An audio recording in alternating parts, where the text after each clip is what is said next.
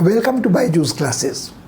We have an eventful week of review of international affairs for you, and as usual this has been compiled with your special needs in mind, how to prepare you best for the competitive examinations, and also at the same time make you understand how the international relations impacts on a country's foreign policy, its domestic policy, and how these events affect our national interest. We hope you enjoy this.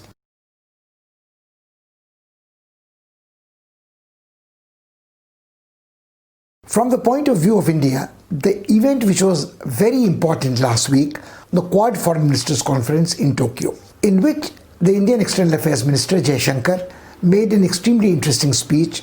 The speech, which according to some of his critics was much too bland. He was pussyfooting around China, taking extra caution that China should not be offended, and it didn't serve much purpose.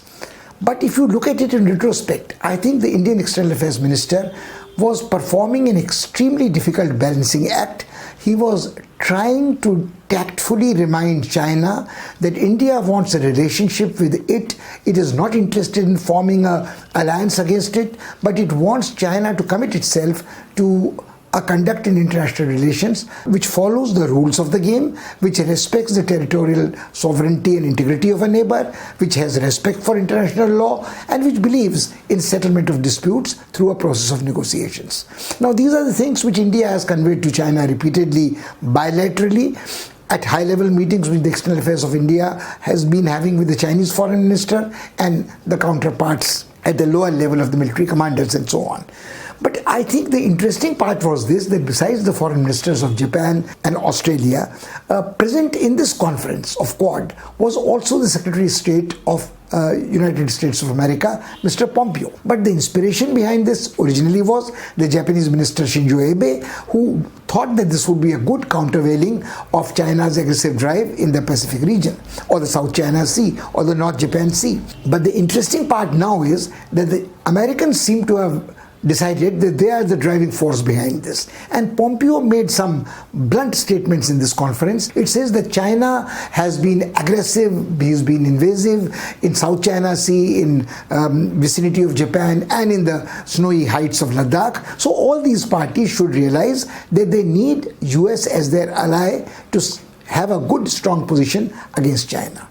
Now, obviously, the Chinese are offended by this. They want Americans to keep out of this region. They have been sort of issuing warnings to the United States of America that they should not carry on their military naval exercises in this region. They should not have a presence here. They are an external party. They should let the Asians decide how they want to live amongst themselves. And the Chinese also believe the Americans are trying to drive a wedge between the two great Asian nations, the neighbors, China and India. But at the same time, we cannot forget that China's conduct in past, particularly with India, has been not very trustworthy.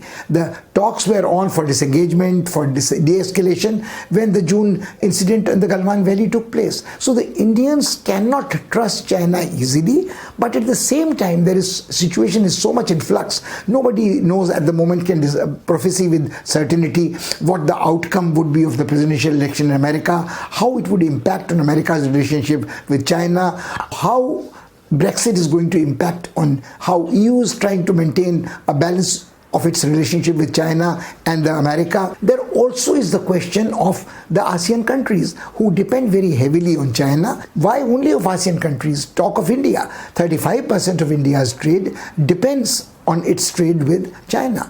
And it is not possible for India, like it is not possible for any other country, including United States, to disengage with China in a blink or in a very short while. There are costs involved and there are dependencies, and especially in the post-corona economic recovery strategy, everybody wants not to lose the rate of growth which can help create jobs and livelihood. So that's one part. So the Indian External Affairs Minister was probably being very tactful, very careful, conveying to China that we are not interested in an anti-China alliance, but at the same time, China should realize that it cannot be insensitive to Indian national interest and its sensibilities. The Australians, the Japanese, the South Koreans all of them are worried about China. But as is being written, they are not on the same page. They probably are reading from the same book as an Indian senior journalist wrote, but they are not on the same page as yet. The Australians have started spending big money on their defense preparedness. They probably have a more hostile relationship in this region with China than anybody else besides India, which has had a military clash in the Himalayan disputed borderland. But these two countries, whether you take India or you take Australia, cannot obviously be joining hands in a military alliance against China, although India is very, very careful about this, that if India is to contend with China in future, it should be in a position to control the entry and exit into the Malacca Straits. And the country which in this context becomes very important is Indonesia, but Indonesia is not part of the Quad at the moment. Another thing which some people thought was a little odd was that on one hand we keep talking about Quad, we say this is a very important meeting for us. The India has already announced that after this, very soon after this meeting, a Deputy Secretary of State of America is going to visit India very soon to prepare ground for a 2+2 ministerial meeting, Minister of State for Defense, Minister of State for External Affairs and their counterparts in America to discuss the strategic situation in this region. But the point remains, as long as we are not sure how the rest of the world is going to respond to China and its own national interests vis-a-vis China, how far can we depend on this alliance which is being forged? A good strategic analyst, Indian Dr. Raj Mohan, working out of Singapore, came out with an extremely interesting proposition that one should not put all one's eggs in one Quad basket. Alliances have changed their nature in recent times, and these are not like the military alliances of the Cold War period where they provided a certain defense, security, umbrella, shelter, etc. So this takes us to the issue of where do we go from here. How seriously do we take Quad? Obviously, we have to keep the options open, but India has not invited Australia to take part in the Malabar naval exercises. Now, of course, in these corona hit times, this was only a notional invitation. Actually, those physical exercises would not have been carried on like they have been done in past. But the point remains that we are taking particular care to not offend China by saying that we are forging a quasi-military alliance against it. The other important thing which I think the Indian External Affairs Minister is keeping in mind, he has served as an ambassador in China, he has served as our High Commissioner in Singapore, he realizes the Southeast Asian context very well, he realizes the Northeast Asian context very well, so he probably realizes that while it is nice to make the right noises to keep the Americans happy about the Quad and the Pacific Rim, the Pacific Rim is far too off an area to be of immediate interest to India or to spread its power soft or hard very thin there. It better focus itself on the northern border with China and its immediate neighborhood, where China can create more mischief, more threat, encircle India. This is what I think we should keep in mind.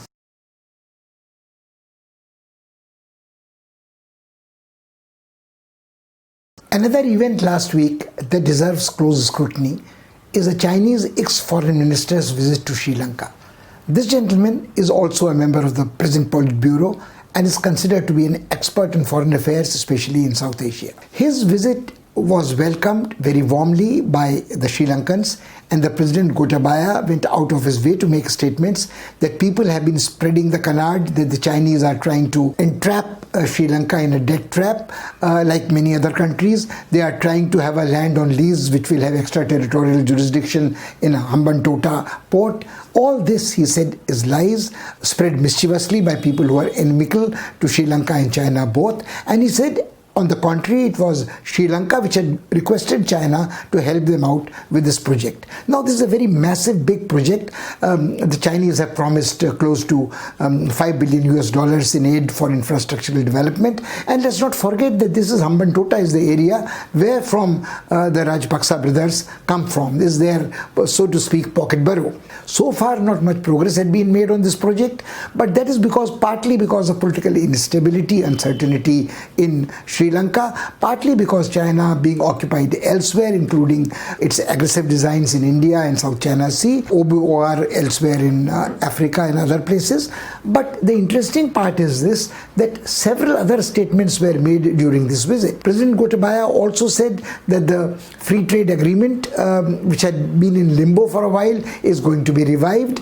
And Chinese on their part came out with very specific statements of support. They said the Chinese will stand by steadfastly with their Sri Lankan friends. They will defend their sovereignty, their independence, their integrity, and went beyond this and said that they would defend them in all the human rights forum where they might be put in the dock. Now this is interesting from the points of view of India and other neighbors. Just before this visit, the Sri Lankan Prime Minister Mahinda Rajapaksa had visited India and assured India of its friendship and said, oh, we are fraternal, I mean, we are not like friends and we have ties of religion, culture, etc., etc. But all that is in one side, and on the other side is the concrete, hard power, economic, technical and the military muscle of China, which it is flexing in Sri Lanka. When the Indians talk to Sri Lankans, Indians cannot we have discussed in the past, match the deep pockets of China or make promises of billions of dollars for infrastructural development. That's one part. And the Sri Lankans are apprehensive always, because Indians always enter a caveat in bilateral negotiations by saying that is the Sri Lankan government willing to make a statement about devolution of power to minorities, which in other words means devolution of power to Tamils in Jaffna.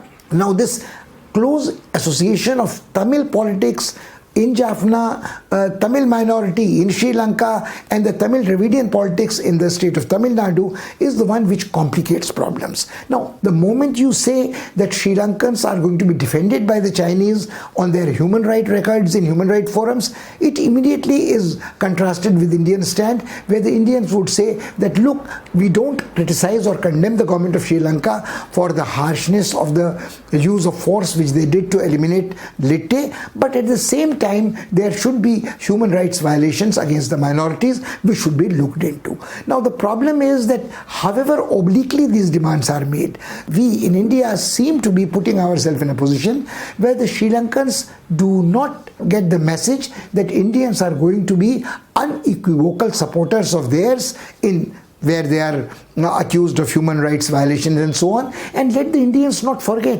let our government not forget, any government, NDA, BJP or its predecessor, that India also is often put in the dock by European Union countries, by the Americans themselves, certain sections in America or even the United Nations human rights organizations, the NGOs, about human rights violations. Now this whole doctrine of human rights is a creation of the Western world, which is used as a diplomatic tool to put pressure on countries outside. Other countries like China, other countries like the Islamic nations, smaller countries like Singapore have resisted and pushed back. But we somehow tend to be a little more cautious, don't like to push back. We want to project our image as a country, as a nation state which is responsible, respects human rights. This doesn't stop our adversaries from putting us in the dock, whether it is China supporting Pakistan's allegations against us in the state of Jammu and Kashmir, which is an integral part of our country.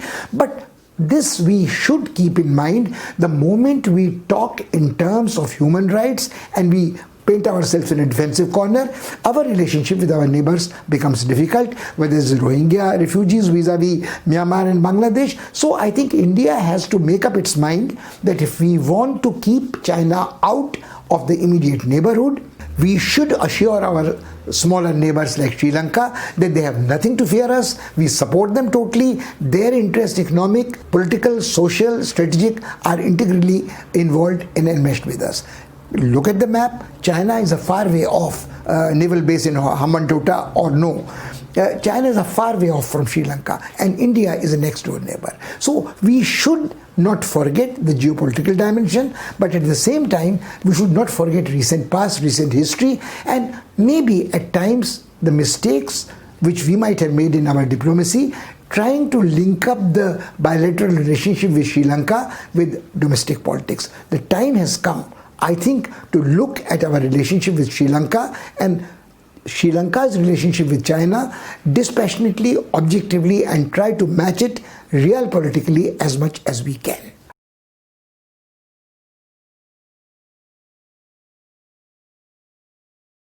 Dr. Abdullah of Afghanistan wears many hats. He has many titles. He has contested in the presidential election more than once. He has shared power with the president who was declared winner. He has been designated CEO of Afghanistan. But at the moment, he has a high-sounding title of the chairperson of the High Council, which is negotiating with the Taliban, which is trying to bring peace back to Afghanistan. He recently toured India. He toured India and Pakistan together, and he had a pretty successful tour. He is a Tajik. He is not a Pashtun. He is not a mainline, one of those tribals of Afghanistan. But he is a suave operator. He is a popular operator. In Pakistan, he could speak Urdu. In India, he could speak Urdu and English both. And he is a seasoned diplomat. But the problem is that he has a very difficult brief to convey either to Pakistan or to India. He knows that he is part of a government which is losing ground very fast. Ever since the Americans declared that the negotiations with Taliban should begin in Doha and the release of prisoners was pressurized on the government in Kabul, I think the downturn had started for the Afghan government. President Trump has surprised everybody by saying, right after he came out of his corona quarantine, that he will bring back the remaining troops in Afghanistan, all the boys back before Christmas home. Now, this might be a statement made from the point of view of electorate at home for getting votes in the presidential election, but the net result is that it destabilizes the already fragile situation in Afghanistan even more. Now, the talks are still on in Doha, but the Afghan government has started complaining that the Taliban have not stopped their attacks. They are continuing with their attacks and making the government's position very difficult. Now, so what does Dr. Abdullah convey to the government of India? He would like India to continue supporting not only his government, but he is a great survivor. He might probably still be on the winning side of one faction or the other even after the present government in Kabul falls. What are the predictions? The predictions are that the Taliban, once they know that they have no opposition, the Americans have all withdrawn, the government of Kabul is weak, they would go back and take over the whole country. The Taliban spokesperson in Doha is already saying that 70% of the territory is controlled by them. They will insist, although in today also it is Islamic Republic of Afghanistan, but it is Islamic only in name. With Taliban in power, it would be Sharia law enforced with great sternness. This would mean that the gains for the past 20 years, if you call them gains, some Afghans might say that they have lived in perpetual strife-torn civil war all along. But the point is the liberation of the women to a certain extent to go to attend colleges, take up professions. Taliban, of course, claims that it was happening in their times also. But the Taliban atrocities have not been forgotten. A whole generation has grown up in Afghanistan which has not known Talibans in power, which have also been fed on media reports of the demonization of Taliban, partly true, partly false, partly exaggerated. But the fact remains that Afghanistan has never been able to evolve as a modern nation state. It remains a tribal society, it remains a pre-modern society, and incessant warfare has not helped matters. So the predictions are that once the Taliban are back in power, Shariat will be enforced sternly, and the country might be broken up into 4 or 5 different factions, provinces, where satrapies, where warlords exercise their influence. They grow their opium crops, they smuggle their arms, and they run their regimes in there, and they settle their differences either by warfare or amongst themselves. The rest of the world would not be worried about them. The only 2 countries which should worry about that is A, India, B, Pakistan. Pakistan has more to worry. Pakistan at one stage thought the Taliban were its creatures, it could control them, it could manipulate them, but right now it is like the Frankenstein's monster. Taliban are too big for Pakistan to control, and once they get back Afghanistan to rule, the people who flee the Taliban atrocities or oppression or fears about them will flood into Pakistan again. And even otherwise, different warring factions, if they take shelter in Pakistan, the load of refugees, delinquents, outlaws will increase. And Pakistan at the moment is almost at the breaking point, the last straw on the back of the camel. It is barely surviving on Chinese assistance, American assistance, and once the Americans withdraw from Afghanistan, Af-Pak hyphenation also goes away. It disappears. It is erased. So Americans withdraw, and the whole Pakistani dream of strategic depth in Afghanistan also disappears. And what happens to Indian interests? Do Indians have any vital interest to make a presence in Afghanistan, make massive investment of billions of dollars in reconstruction where there are no returns? So India also having this strategic dream of confronting Pakistan on two fronts probably is not going to work out. So we are back again to square one. We worry about the instability in Afghanistan. There is little we can do about that. But we will have to remain on watch that already Pakistan is using a lot of mercenaries from Syria, etc. in its proxy war in Kashmir, Sudan, etc. It might happen after destabilization of Afghanistan that Pakistan might try to direct this spillover towards India. So we have to remain very, very cautious and careful about the happenings in Afghanistan.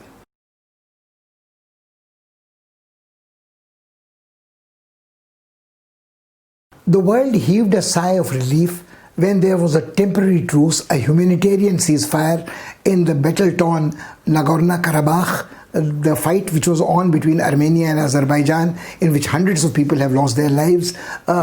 A very, very massive damage to civilian property has taken place, and it also seems to be a conflict which can draw in the neighbors any moment into it. It is not only a question of Turkey siding with Azerbaijan, Russia by proxy supporting Armenia, but also Armenians and Azerbaijan's communities form part of the Iranian adjacent provinces, and there is Iran's very, very delicate balancing act not to get involved in this conflict in the region. It is a conflict between Christianity and Islam. It is a conflict between the legacy of the old Soviet empire versus the Ottoman Empire of the medieval ages, Turkey's expansionism. But the point is, the moment this ceasefire, after almost 10 to 12 days of incessant fighting was arrived at, it is said that the ceasefire could be brought about only due to good offices of Putin. Although Putin remained in the background, the master of the ceremonies was the Russian foreign minister. Some people are still questioning that Putin took too long to intervene. Why was he waiting? Doesn't it mean a little loss for face of him? And also the more important part is this, that the Russians said that they will go back to the mechanism of peace in which United States, Russia, France were cooperating. It was the last meeting was held at Minsk in 2016, which had bought peace for the next 4 years or so. But everything has changed since. Putin's relationship with West is not as good. Putin's relationship with US is not as good. And the problem is, there already are complaints on the part of both sides that there are violations of the ceasefire. So if the ceasefire brokered by Russia cannot remain in place for even a week, at least a week, which buys enough time to start the process of peaceful settlement of the dispute, we are back again to a reignition of this conflict, which might have disastrous consequences for the whole world. Because Iran is involved, Turkey is involved, Russia cannot remain indifferent, and also this destabilizes the whole region. And there are some very ironical situations. Azerbaijan, which is an Islamic country, is using missiles supplied by Israel, and in protest the Armenian ambassador has been recalled from Israel.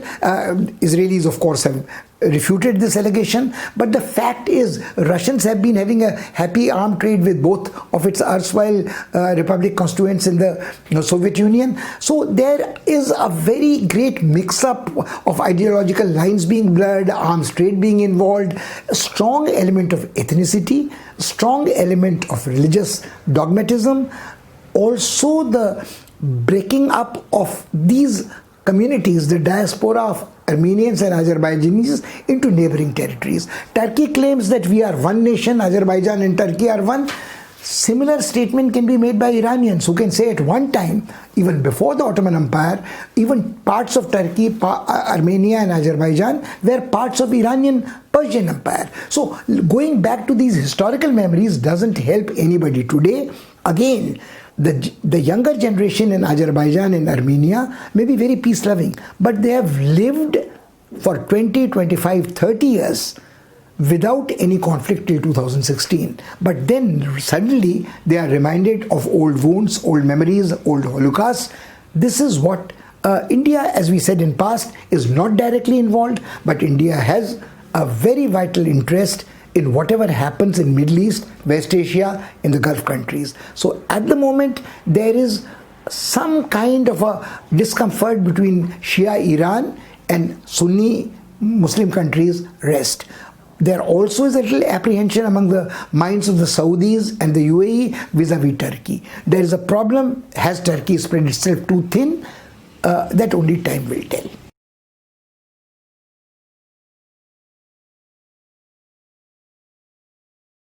Turkey's challenge to the established international order seems to be assuming a graver dimension with each passing day. Turkey continues to be a member of the NATO, the North Atlantic Treaty Organization, the military alliance system which was put in place during the Cold War, and it is a frontline state. Even today, in one of the bases of Turkey, the nuclear missiles of USA are placed. But Turkey seems to be flouting the commandments of the NATO allies, if you call them the commandments, suggestions, whatever you call them, with great impunity. It has made it very clear that it will do what it wants to assert that it is an independent power on its own in Middle East, in West Asia, and on fringes of Europe. It has challenged Greece and Cyprus. It has declared open one of the beaches which had remained closed in the part of Cyprus which nobody recognizes but only Turkey does, open for tourism after years, and this has been objected to by Cyprus and Greece. Of course, it has laid claim to their continental shelf and oil in the economic zone. It has confronted the French, it has confronted the Greeks and the Cypriots. They have caused concern. They have also confronted Egypt in Libya, but all that apart, we are right now on the point of NATO and Turkey's relationship. So what does NATO do? Are they in a position to expel Turkey? Or if not expel Turkey, issue a stern warning and say that if Turkey doesn't behave like a responsible state, there would be economic sanctions enforced against it. Somehow or other, neither America nor European Union seem to be in a great hurry to use the stick vis-a-vis Turkey. They always keep dangling a carrot. They have said that if Turkey behaves, it might get a good favorable trade deal with EU. But Turkey and Erdogan knows, the hard-headed politician that he is, that EU needs him more at the moment that he needs EU. At one stage, Turkey was keen to get into the European Union when European Union kept it out on grounds that it was not looking after the human rights, its human rights records was not good. But right now, Turkey is not interested in a favorable trade deal with EU because it knows after Brexit, EU is facing economic problems. The Brexit issue is not solved. So Turkey probably, if it can assert its control over the oil, either in Libya or in Eastern Mediterranean, preferably at both places, and if it is a dominant player in the Caucasus, and the Russians have to sit up and take notice of Turkey's control of areas in Azerbaijan and Armenia, which are next door to its, where the pipelines pass to Europe, I think Turkey has no reasons to concede or to make a concession. So NATO has to rethink its strategy about Turkey. And when you see the Turkish spokespersons, they assert that Turkey is only doing it in defense of what they are doing. And one of the bones of contentions is 400 missiles which it has bought from Soviet Union as is going to put in place. Now the trouble is that Turkey and Soviet Union have a very interesting relationship. They confront each other, but they seem to work in tandem in Syria, in Libya, either openly or covertly. Turkey shoots down a Russian plane, but the Russians don't object to it very much. But the point is that Turkey says that they wanted the missiles from the West, but the West was not willing to transfer the technology, and the Soviets were. So they had no option but to take the Soviet missiles. Now these Soviet S-400 missiles are interesting because India has also bought them, and India also intends to deploy them on the front against China. So this S-400 missiles versus the other comparable missiles, the American drones versus the Chinese drones versus the Turkish drones, the only punishment which the NATO has inflicted on Turkey is that it has been kept out of the development of the F-35 fighter jet development. It doesn't make much of a difference to Turkey. Turkey under Erdogan thinks that it can behave with impunity like a semi-rogue state. And this certainly doesn't augur well for India, because Turkey has aligned itself with Pakistan against India, joining hands with Malaysia to criticize it about administrative changes in Jammu and Kashmir, about its treatment of minorities, without bothering to look in its own backyard and see how it treats its minorities, the Kurds and so on. But at the moment, the reality is that some statements made by like those made by President Macron of France, who talk of the Islam being in crisis, give a defensive handle to Turkey to say that there is Islamophobia in the West, and all Turkey is doing is a defensive measure to protect the interests of the Muslims all over the world.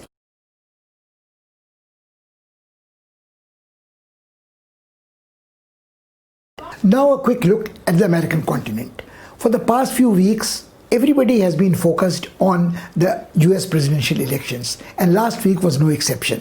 There was a bit of a sensation when Trump got infected with coronavirus, had to be hospitalized. There were speculations about his health, whether he would be able to resume his election campaign effectively or not, whether he would be incapacitated. People referred to the 25th Amendment of the American Constitution, which has provisions about what to do when the American president is not capable of discharging his duties, under what circumstances should the power be delegated to the vice president, who can take the decision when the president recovers, when can he reclaim his power, what is the waiting period which the Senate decides, the Congress decides. All these are issues which are purely in the realm of speculation. Trump has returned after treatment. He is fighting fit. He has removed his mask. He has given a darshan from the balcony of the White House to his supporters, and he has refused to take a plexiglass virtual debate offer with Biden. He says that he would do it face to face. Biden, of course, doesn't want to get infected with a person who has taken no precautions about corona infection being spread around. So we stand there at one level. At the second level is that whether it is Trump or whether it is Biden or his team, everybody has to focus in retaining their vote bank and, if possible, getting a toehold into the vote bank of the other party. So the issues in the election campaign are purely domestic, whether it is Black Lives Matters, whether it is race relations, whether it is health issues, whether it is poverty, whether it is employment, but nobody is bothered at the moment about the rest of the world. Now, America has this tendency to be either interventionist or isolationist. During the elections, presidential election, it certainly becomes extremely isolationist. Everybody is very conscious. They don't want to make a statement which might jeopardize their votes. It might influence. Trump has a special difficulty. He can't make a statement about Russia. He can't make a statement about China, because there have been accusations against him that foreign governments have interfered in his elections or helped him. And in China, of course, he has launched a trade war against them, but at the same time he has conveyed signals that if the Chinese are willing to buy farm produce from America, it would be an indirect help to him, etc. Now, nothing of this kind has been proved, but all this speculation is not baseless either. Whether it is Russian intervention, he's been trying to malign Biden by saying that there is a Ukrainian connection, there is a Chinese connection, which his businessman's son has. So both sides are keeping quiet. They don't want to open a Pandora's box. But as long as Trump is concerned, his troubles don't seem to end. One of his chief campaign managers has just been implicated and apprehended, for his involvement with the great financial scandal in Malaysia, which is a $1 billion scandal in which the former Prime Minister was involved. Now, of course, the former Prime Minister of Malaysia insists that he knew nothing about this, how billions of dollars moved into his account, how they were moved into another account, whether they were gifted to him by Saudis or elsewhere. He blames all of it on his Chinese accountant and his advisors. Now, these people have been indicted for other wrongdoings in America, and this campaign manager has also been accused of frauds about the wall built for Mexico and raising funds to support the wall building, which have again disappeared like the proverbial melting ice, God knows where. So Trump will have to worry about this. Lots of Trump's supporters, advisors, managers pass through the revolving door of the White House, but many of them have been implicated in extra-constitutional, unconstitutional, and almost illegal activities. Some have been indicted, some have been pardoned, but Trump has to cope with this in his election campaign.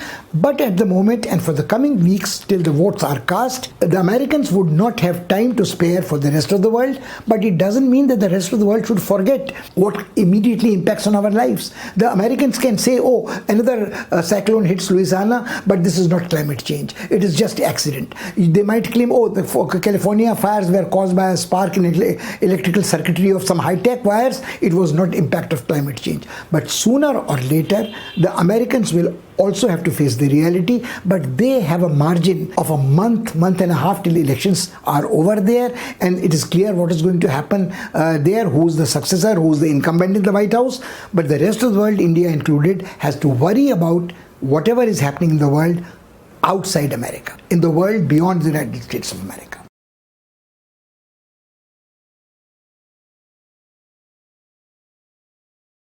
The prelims for 2020 are over, and there has been some curiosity and some discussion about the questions relating to IR which have appeared in this year's paper. The BYJU'S IAS has given a detailed discussion of this question paper, including the questions on IR, and very ably explained to the students why the correct answer is correct, why there is ambiguity about some answers and how they should have been handled, and how you should think that the key takes place. The first thing, I don't want to repeat all that ground. You can always go to the detailed analysis of the question paper, but what I think is necessary is to reassure you about two things. If you see this year's questions, 4, there might be 5 next year, but it never will be much more than that in the prelims. There are questions on history, culture, everything else. So IR will probably have the share of about 4 to 5 questions every year. If you see this year's question, even the questions which appear difficult are not actually really very difficult. We can take them one by one. I will take them at random. There are just 4 questions. There is one question which I think was a very, very simple one, which said, what are the nuclear reactors under international supervision monitoring in India? And 4 options were given. Options were given, are they private or are they governmental reactors? Are they reactors which use thorium or uranium? Are they which use imported uranium or indigenous uranium? Now, if you know anything about Indian nuclear policy, you would know that the logic of accepting international monitoring and control of the International Atomic Energy Association is very clear. There are 2 kinds of uses of nuclear energy: the military uses of nuclear energy and the peaceful uses of nuclear energy. Now, the reactors in which India is making nuclear material usable for nuclear weapons, it doesn't obviously want it to be let them open for international inspection of any agency.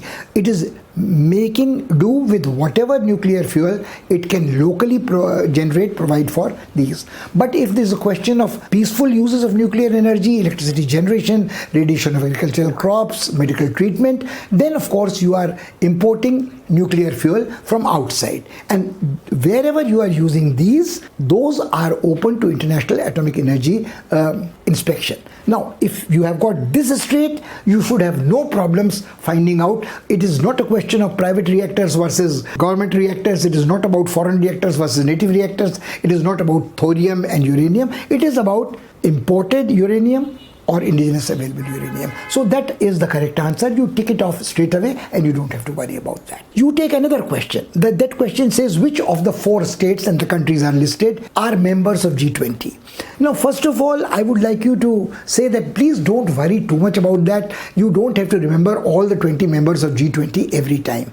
But you have to remember what is the basis of including a person or a country, not a person, but a nation state into the G20. It has to be a certain size. It has to be a certain economy. G20 is ultimately an extension of G7. So you have to have, and you have a look at these countries, take the list of the countries which are listed there. So it is obvious that the set of countries which is Argentina, Mexico, Brazil, Turkey are the ones which are the correct answer, because no other, if you see the other countries do not fit the scale of the membership criteria of the G20. So you don't have to mug up the G20 membership. You just have to know the criterion of the membership of the G20 and you can isolate and find this out immediately. There is another interesting question which I thought was a bit tricky, but then again a little common sense will take you far. It on one side lists places and on the other side lists certain agreements and says which two are paired correctly. So there is Alma Ate, and then there is it says some health agreement or something. It says Taolin, and then it says some children's rights, etc. It says environment or whatever it is. Now the interesting part is this: the correct answer is which deals with, if you remember, if you have done your climate change and environment like you have done correctly, your nuclear policy in India's nuclear relations, the pairing becomes very easy. You would know that the agreements, there are two agreements which don't make sense. There is no children's rights agreement which is under two agreement, which is again deals with reducing the carbon emission levels, joint responsibility, shared responsibility, etc. You do not have the Hague Convention which is related to the rights here. So what happens is that leaves only one correct set of answers, that the conventions dealing with environment 1 and 3 are supposed to be the correct ones. So you can very easily tick them straight away. It is not a question of mugging up information. It is a question of getting the drift of what is being asked, and if you are prepared the topic of nuclear energy, the topic of environment properly, or the topic of important international organizations where India participates in a multilateral forum, you will have no problem. That brings us to the fourth question. The fourth question is interesting, tricky answers. It says one statement is made that the trade between India and Bangladesh has shown a steady growth for the past decade. It is interesting. It has shown a steady growth with the exception of 1 year. So do you treat that as a correct answer? So we dismiss that. It is not a steady growth, if it has not been there for 1 year. Then it shows India and Bangladesh have the greatest exchange in textiles and textile products. Then it says India and Nepal, India's largest trading partner in South Asia is Nepal. Now again, if you have just taken the trouble of remembering the list of India's 10 largest partners, in South Asia especially, this is an issue which would never neglect. India's relations with its immediate neighbors, India's main trading partners. The question is very clear. India's largest trading partner is not Nepal but Bangladesh, and also, so Nepal, the first answer is eliminated. And then if you say that Bangladesh is known the world over from days of Dhaka ki Malmal to present day for its textile and textile products, that obviously is going to be the greatest commodity exchange between India and Bangladesh. So you would have no problems answering these questions, either if you had taken the exam this year or if you are taking the exam in any subsequent year. My advice to you would be to focus not on mugging up answers to specific questions, because you will get multiple choice questions. You should prepare the topics and themes in a manner where the principle or the concept becomes clear to you. And I will repeat again, this question paper has been solved very well by the BYJU'S IAS, and the faculty has explained and given in much greater detail the reasons why one answer is correct and the other is not. At times it seems that the UPSC is trying to confuse you by asking an ambiguous question, but the ambiguity disappears if you just apply common sense and your knowledge of the concept which drives this. That's all for this week. We look forward to meeting you again next week. We hope that you enjoyed this presentation. Goodbye for now.